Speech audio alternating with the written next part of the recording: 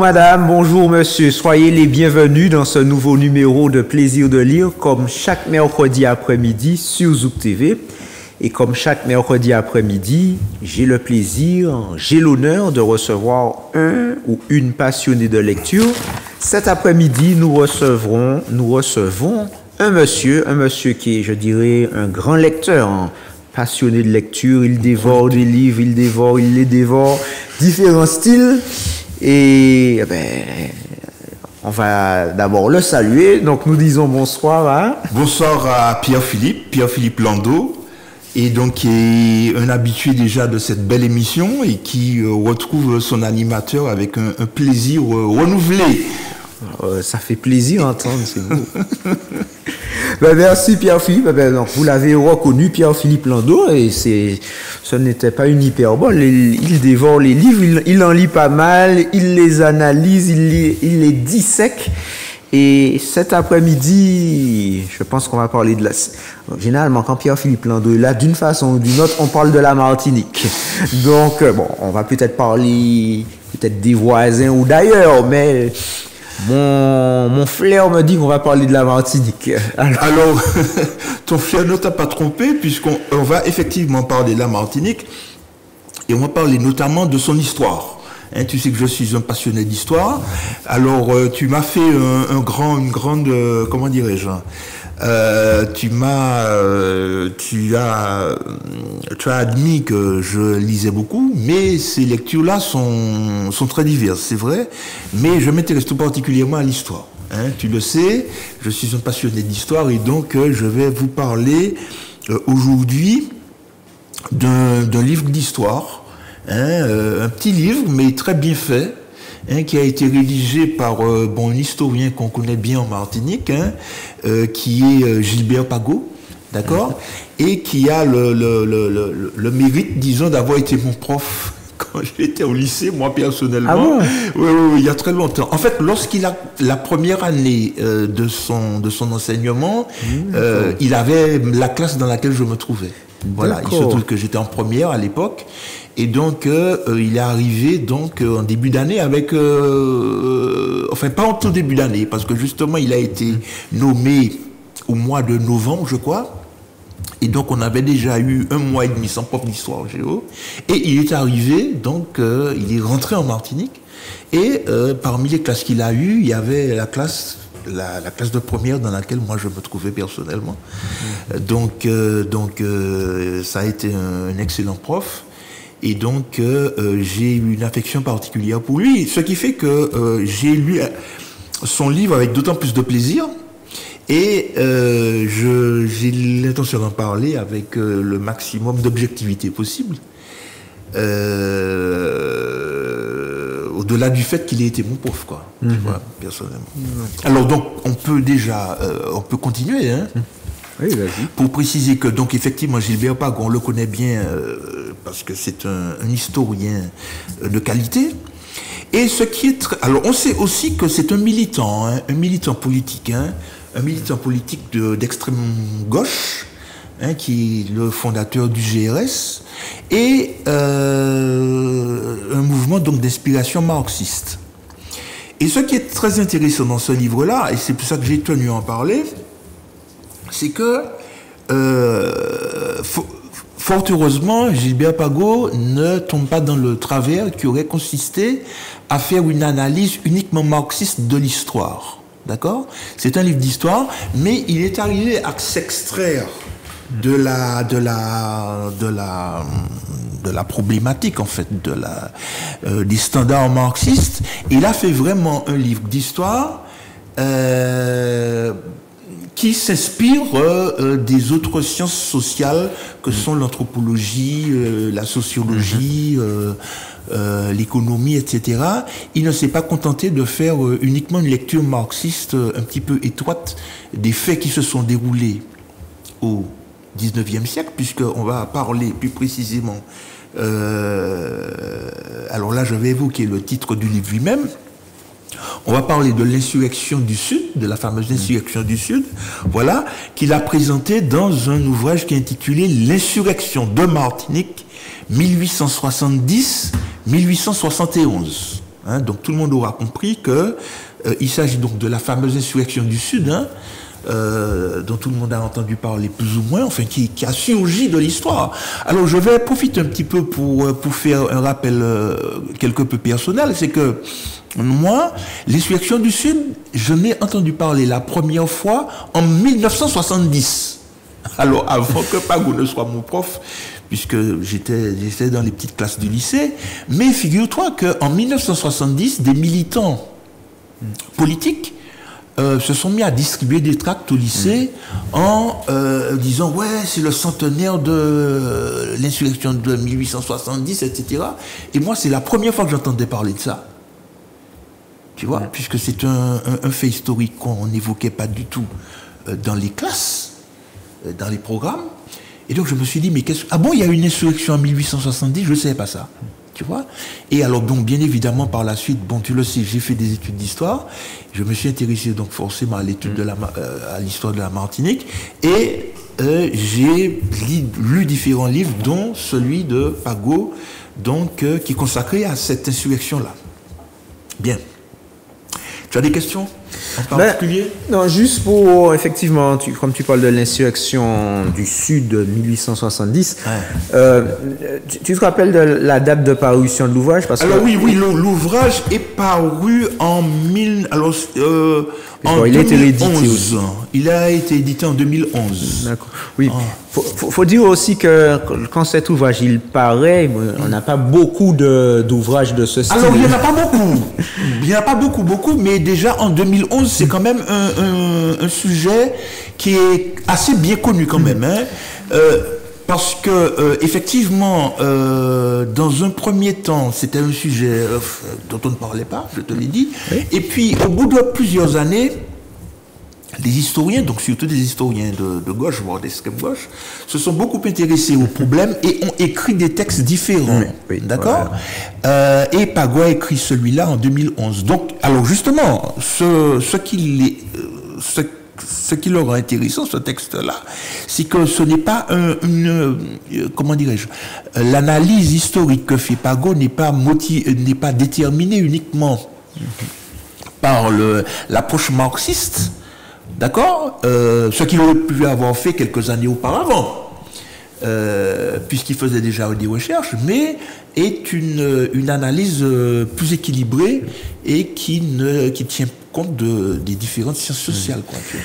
Non, justement, une petite question au niveau de la méthodologie employée. Est-ce qu'il suit plutôt, est-ce qu'il suit un récit chronologique ou il est dans l'analyse thématique? C'est un historien, donc il a écrit essentiellement en adoptant un schéma chronologique. D'accord, mais avec chaque fois une des explications assez claires. Hein. Il ne se contente pas de faire un récit chronologique. On ne peut pas faire autrement avec l'histoire que d'évoquer la chronologie, mais il y a des chapitres dans son livre, et donc on aborde des thématiques qui sont plutôt sociales, qui sont plutôt racialistes, qui sont plutôt économiques, tu vois, donc c'est assez équilibré. Alors le fil conducteur est chronologique, bien évidemment, mais enfin, tout le monde y trouve son compte.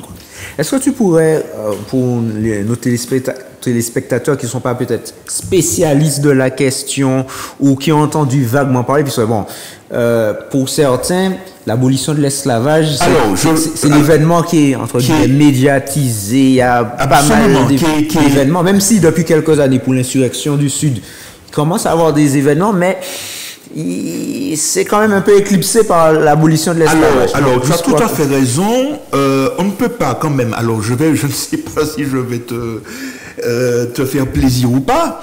En tout cas, j'analyse le livre tel qu'il a été écrit, et c'est vrai que quand même, pour bien comprendre ce qui va se passer en 1870, on ne peut pas ne pas évoquer 1848. Alors je vais, si tu le permets, embrayer un petit peu là-dessus. Donc tout le monde connaît les événements de 1848, l'abolition de l'esclavage, mais il y a une chose que les gens oublient, c'est que très vite après l'abolition, en 1855, il y a eu toute une série de décrets qui ont été signés par le gouverneur de l'époque en Martinique, qui s'appelait le gouverneur de Guédon, et qui sont restés pratiquement actifs jusque dans les années 1870, justement, jusqu'au début des années 1870. Et ces décrets-là, les décrets Guédon, créaient une situation très proche de celle de l'esclavage. Il était officiellement aboli, mais la vie sur les habitations des travailleurs était très semblable à celle de quelques années plus tôt, dans la mesure où ils n'avaient pas tout à fait la liberté de se déplacer, de changer d'habitation, si tu veux. Ils travaillaient sur une habitation, ils coupaient de la canne, etc. Donc j'évoque surtout les coupeurs de canne dans les campagnes, la situation d'une grande majorité de la population martiniquaise, qui était une population donc rurale et de travailleurs agricoles. Ils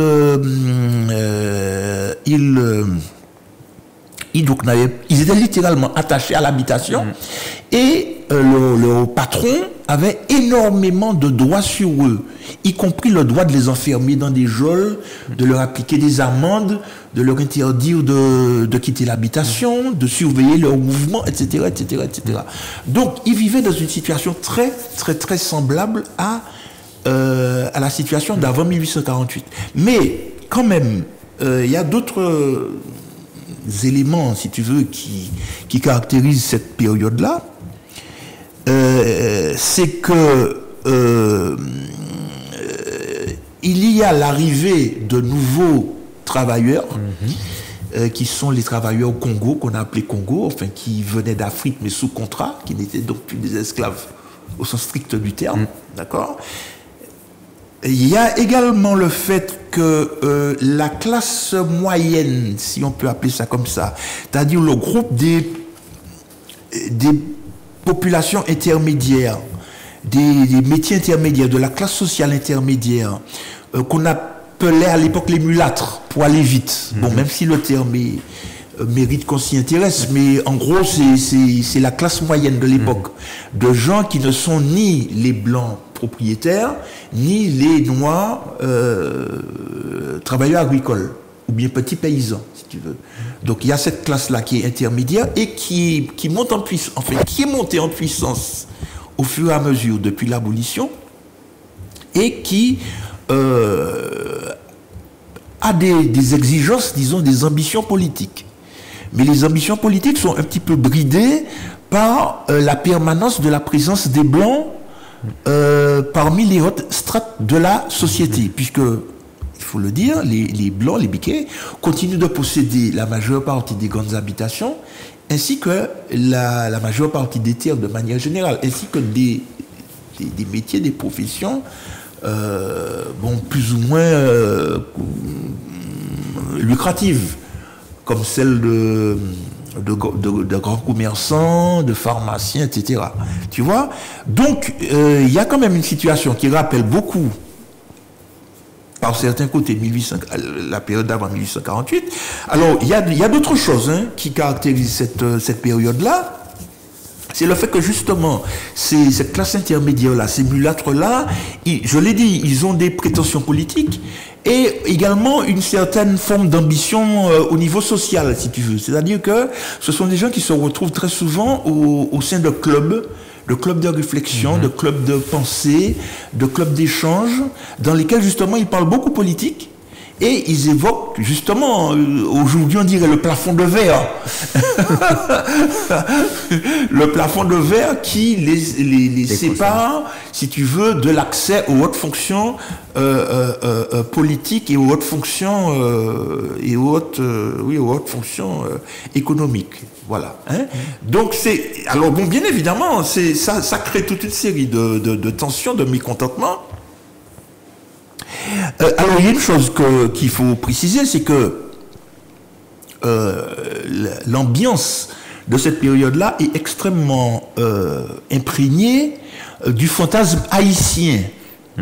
C'est-à-dire qu'on est à une cinquantaine d'années de l'indépendance de Haïti, mais dans la tête des gens, qu'ils soient blancs, mulâtres ou noirs, dans la tête des gens, il y a le souvenir très fort de ce qui s'est passé en Haïti, et pour certains, la crainte, ou bien pour d'autres, le désir de faire vivre à la Martinique des heures, des moments identiques à ceux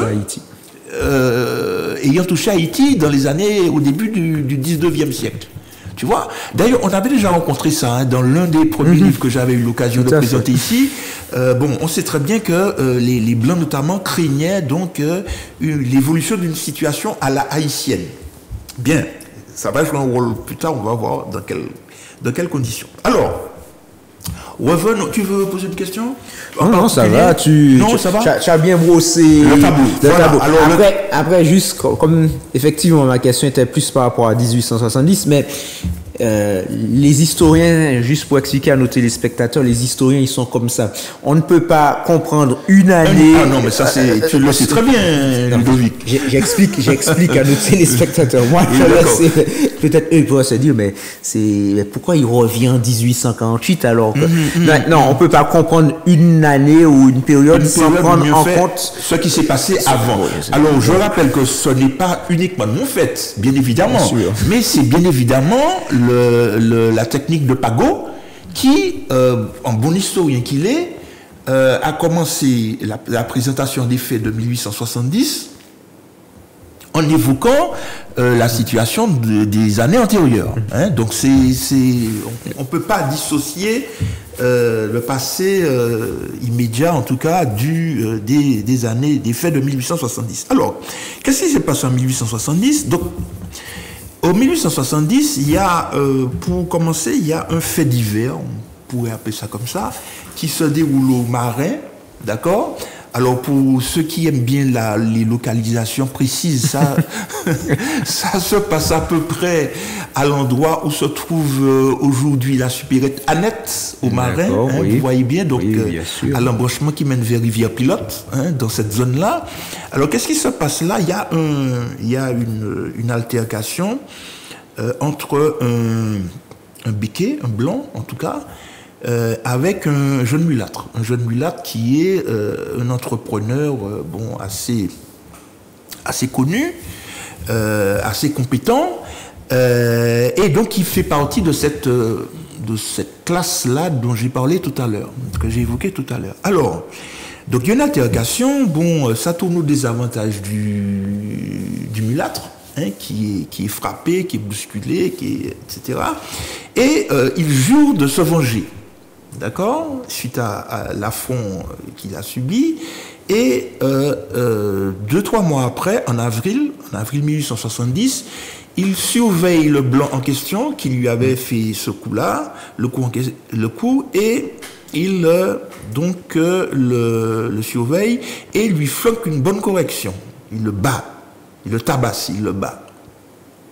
Et il est arrêté par la police, puisque le blanc a porté plainte, etc. Et il est emprisonné, puis jugé. Alors, parmi les gens qui doivent le juger, les jurés de son affaire, se trouve un blanc créole, un béquet, qui s'appelle Codé, qui est un type assez jeune, hein. Je l'ai appris en lisant le livre, je pensais dans ma tête c'était quelqu'un d'assez âgé. Il se trouve qu'il est relativement jeune et il est propriétaire de l'habitation Lamonie à Rivière-Pilote. Mais il est juré dans l'affaire. Mais c'est un gars qui a gardé beaucoup de préjugés de son groupe et qui est extrêmement hostile aux jeunes couleurs, de manière générale. Et ce blanc-là, ce béquet-là, le fameux Codé, va donc se vanter du rôle qu'il joue dans le procès de ce mulâtre, qui s'appelle Lubin, dont c'est le nom de famille. Lubin, il va se vanter de lui être très hostile, et quand Lubin sera condamné, parce qu'il sera condamné à 5 ans de bagne, il va se vanter de l'avoir fait condamner. Alors, ça le rend d'autant plus hostile à la population que lui, on le connaissait déjà dans cet ordre d'idées-là, puisqu'il avait, depuis plusieurs années, depuis un certain temps, il avait installé en haut de son habitation, à l'entrée de son habitation, le drapeau de la royauté française. Il ne faut pas oublier, alors je le rappelle à nos téléspectateurs, qu'en 1870, bon, c'est la période du Second Empire, mais qui est héritier un petit peu de la Révolution, quelque part, si on veut aller vite. C'est-à-dire que le Second Empire a comme drapeau le drapeau tricolore, bleu, blanc, rouge. D'accord? Et donc, lui, Codé, en bon esclavagiste qu'il est à cette époque, il avait fait installer sur son habitation le drapeau de la royauté qui s'était caractérisée par l'installation de l'esclavage, une politique très hostile aux Noirs, etc., etc., etc. Donc, il était déjà connu dans le secteur à cause de à cause de ces provocations répétées. Exactement. Donc, si tu veux, ça crée une ambiance assez tendue dans le sud, dans les communes où vivent ces deux personnes. Donc, l'un vit au Marin, l'autre à Rivière-Pilote. Donc, dans la région Marin-Rivière-Pilote, il y a une effervescence qui naît à cause de cette ambiance-là.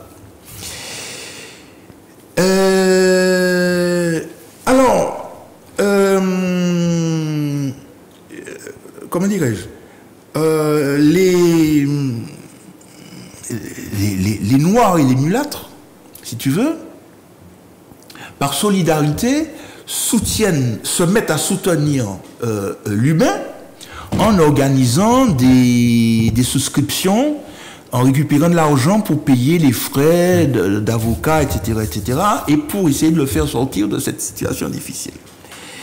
Et donc ça nous ramène à septembre 1870, d'accord? Donc il y a une espèce d'ambiance qui est en train de monter dans ces deux communes-là, et cette ambiance-là, elle est aggravée par des nouvelles qui viennent de France, d'accord?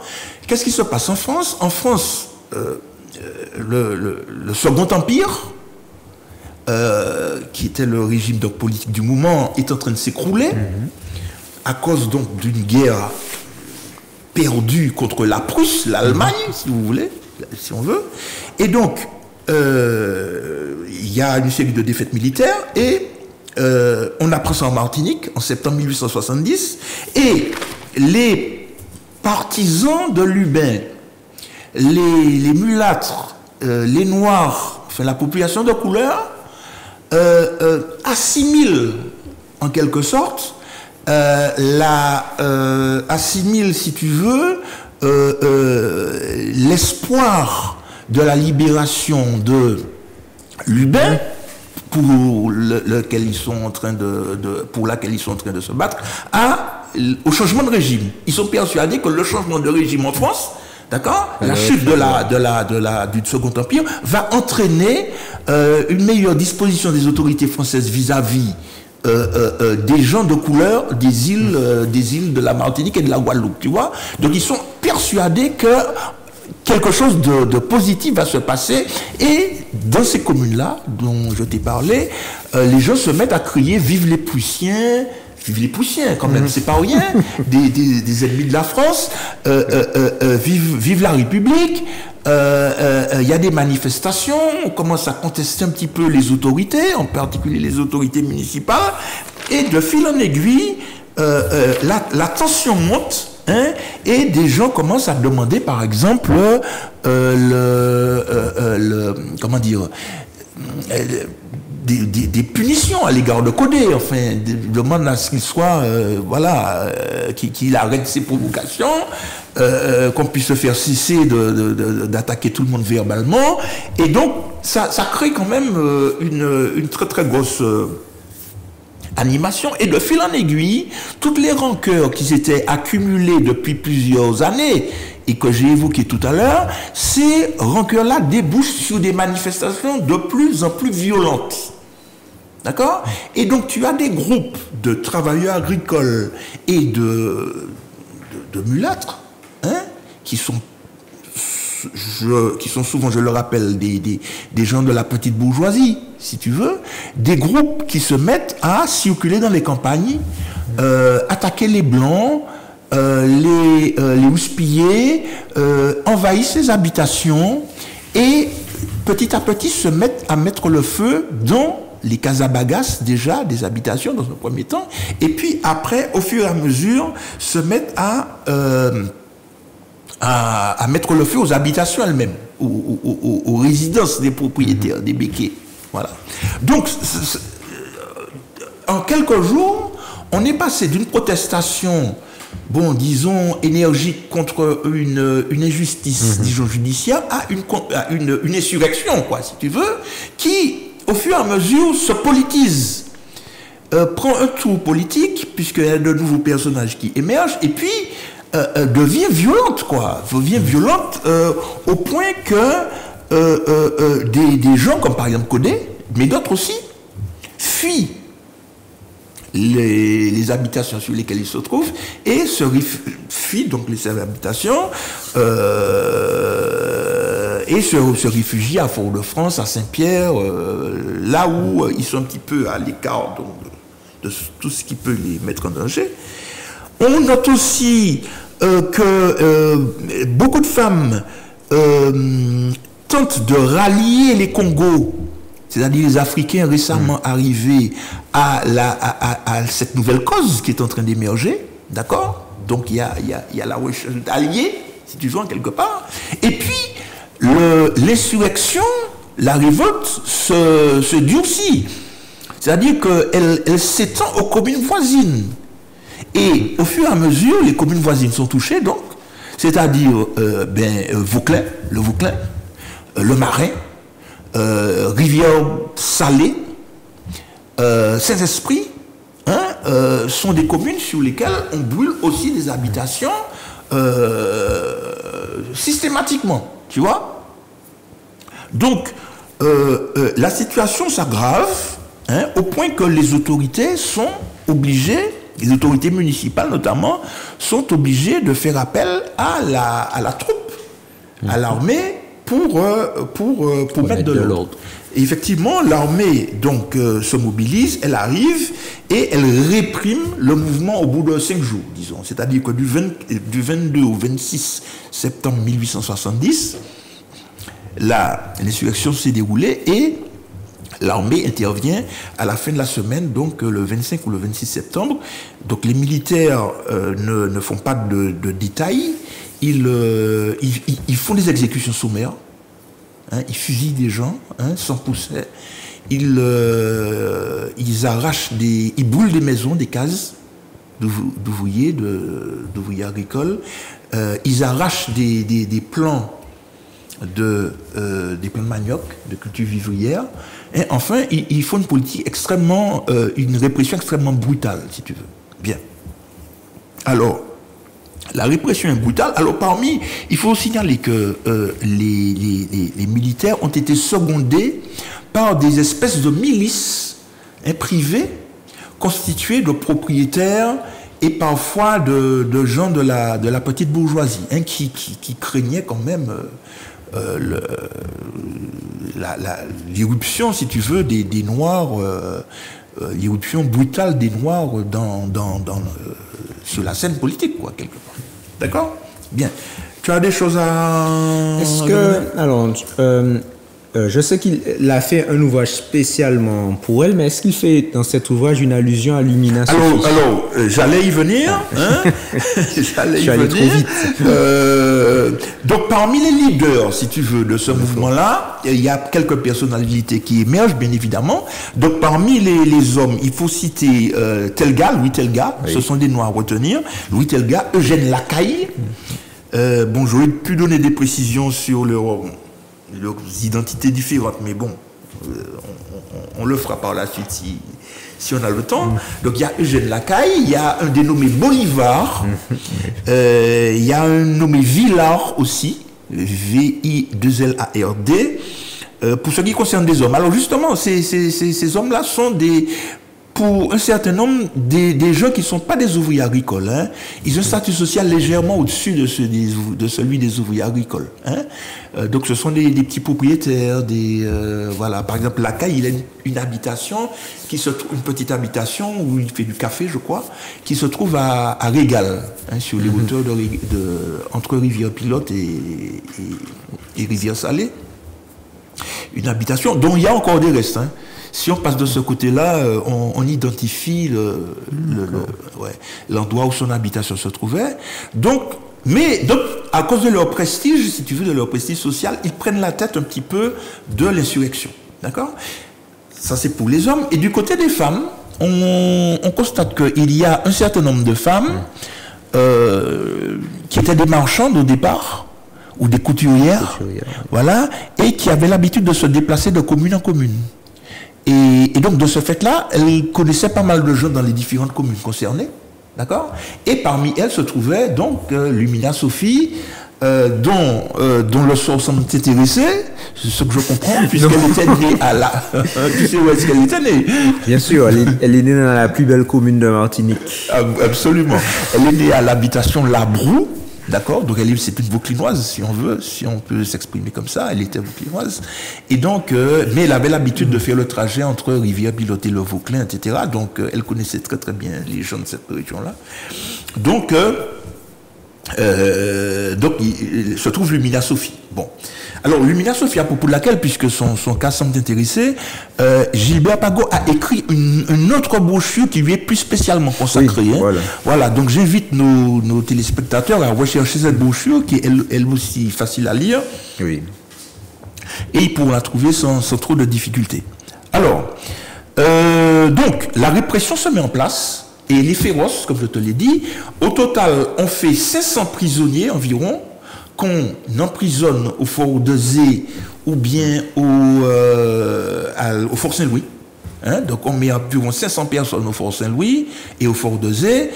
Alors bon, il y a une espèce d'instruction qui se déroule et au bout d'un certain temps, on en libère un certain nombre parce qu'on n'a retenu aucune charge contre eux. Et puis il y en a environ une centaine qui sont jugés. D'accord? Qui sont jugés dans un procès qui commence en avril 1871. D'accord? Bien. Alors, ce sont les meneurs qui sont jugés, bien évidemment. Alors, pour venir lors du procès lui-même, alors il y a un procès militaire. Enfin, les militaires ont eu leur mot à dire lors du procès. Ça a été un procès civil et en même temps un procès militaire. L'armée, puisque c'est l'armée qui avait participé à la répression, c'est aussi l'armée qui a effectué le procès, en partie le procès de certains de ces accusés-là. Hein? Bien. Donc, qu'est-ce qu'on reproche aux insurgés? On leur reproche, l'accusation tente de prouver que les événements sont consécutifs à un complot. C'est-à-dire qu'il y avait au départ la volonté des meneurs, si tu veux, de susciter une insurrection. Le but de cette insurrection-là étant de chasser tous les blancs. C'est ce que raconte l'accusation. Hein. C'est l'accusation qui dit ça. De chasser les blancs et de créer un nouveau Saint-Domingue. Tu vois? Alors, je vais lire quand même, puisque je pense qu'il faut quand même revenir au texte, je vais lire quand même ce que dit l'un des procureurs au procès lorsqu'il accuse les insurgés, les meneurs de l'insurrection. Il voulait organiser une insurrection qui, gagnant de proche en proche, aurait fini par s'étendre dans toute la colonie, c'est-à-dire dans toute la Martinique. Ils espéraient ainsi arriver à obliger la population blanche et les hommes des différentes couleurs qui seraient restés partisans de l'ordre à abandonner la colonie dont ils auraient proclamé l'indépendance.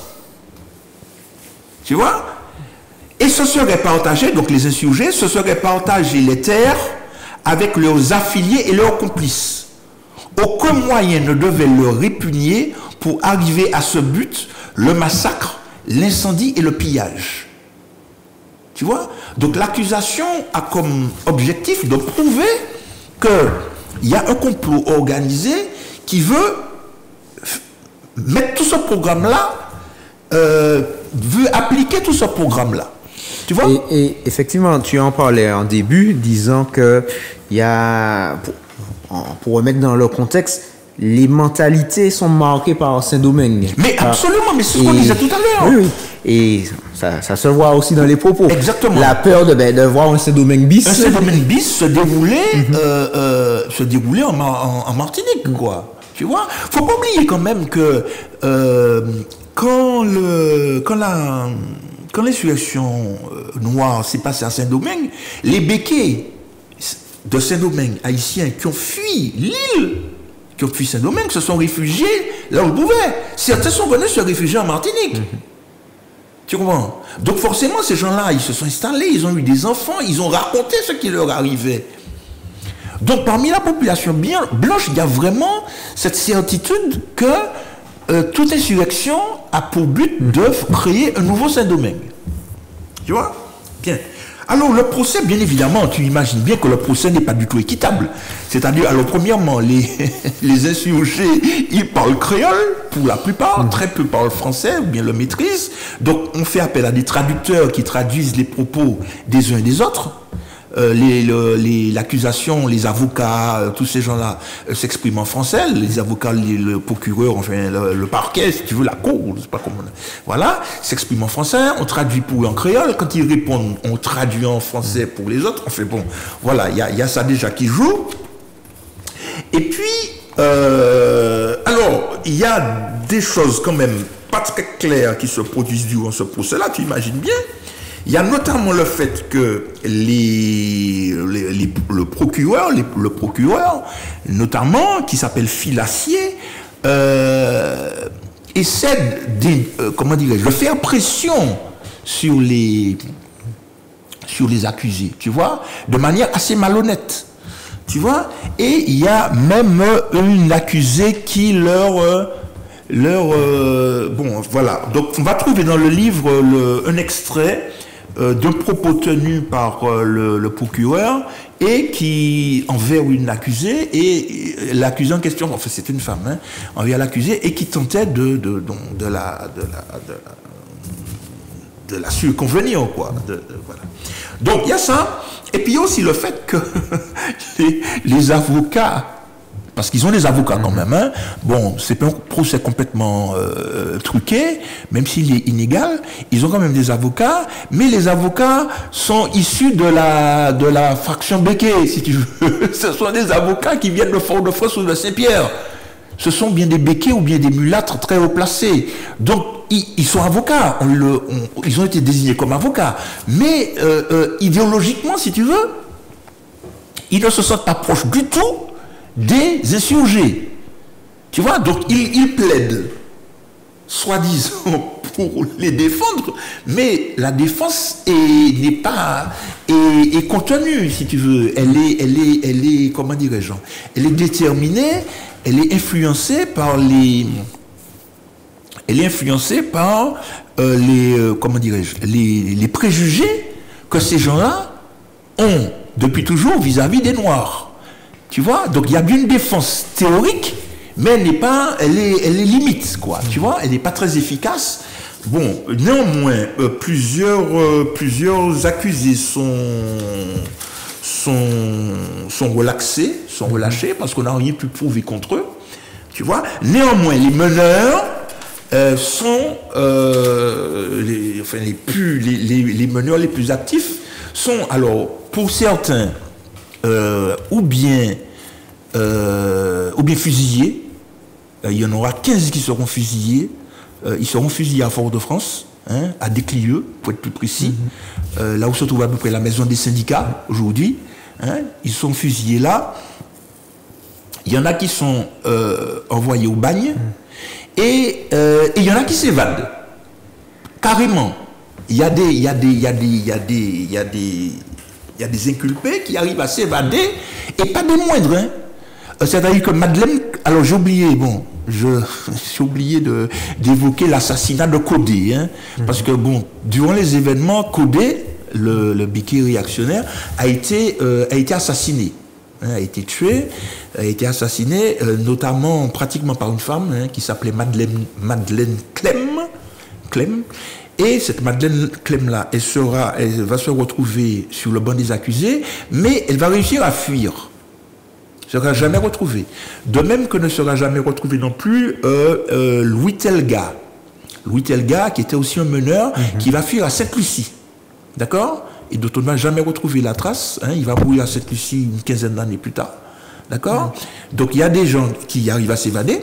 Il y en a qui sont fusillés, je l'ai dit, dont Eugène Lacaille, donc, qui était le propriétaire de l'habitation de Mont-Honoré et de La Rigale, si tu veux, et qui était vraiment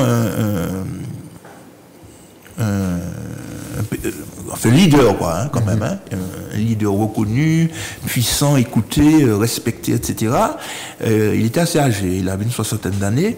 Et puis, il y en a qui seront envoyés au bagne. Alors, parmi ceux qui seront envoyés au bagne, il y aura Lumina Sophie, d'accord, qu'on accusait d'être une blasphématrice, hein, et donc qui sera envoyée, elle, en Guyane. Et il y aura un autre inculpé qui s'appelait Villard, qui va être lui envoyé au bagne en Nouvelle-Calédonie, hein, où il va rester plusieurs années. Il va rester quand même une trentaine d'années en Nouvelle-Calédonie, mais il ne va pas rentrer en Martinique. Tu vois, il va rester en Nouvelle-Calédonie. Il va décéder en Nouvelle-Calédonie en août 1902, quelques temps après l'éruption de la montagne Pelée. Il paraît que c'est Pago qui donne cette précision-là, que dans ses affaires, quand il est décédé, on a retrouvé des articles de journaux qui évoquaient justement l'éruption de la montagne Pelée. Donc, bien que se trouve en Nouvelle-Calédonie, il continuait à s'intéresser à son île, quoi, son île natale. Voilà. Donc, voilà comment les choses se passent. Donc, il n'y a pas les insurgés, si tu veux, ne sont pas parvenus à leur fin, puisqu'il n'y a pas eu de redistribution des terres, comme ils demandaient à un certain moment. Mais l'insurrection a laissé des traces, comme je te disais tout à l'heure, puisque certains mouvements d'extrême gauche s'en sont saisis par la suite pour justifier leur point de vue, leurs revendications, leur filiation aussi historique, tu vois. Et donc c'est quand même, c'est un moment extrêmement important de l'histoire de la Martinique. Et bien évidemment, j'encourage tous nos téléspectateurs à jeter un coup d'œil, à lire carrément cet ouvrage, hein, qui est intitulé L'insurrection de Martinique, qui est un ouvrage très facile à lire, très bien écrit et très clair. Hein, qui est très clair et qui qui n'est pas un ouvrage à prétention idéologique. Hein, là, Gilbert Pago a fait preuve d'historien impartial, et il s'est basé sur les textes de l'époque, les archives, hein, puisqu'il a étudié les comptes rendus des différents procès, etc. Et c'est en se basant sur ça qu'il a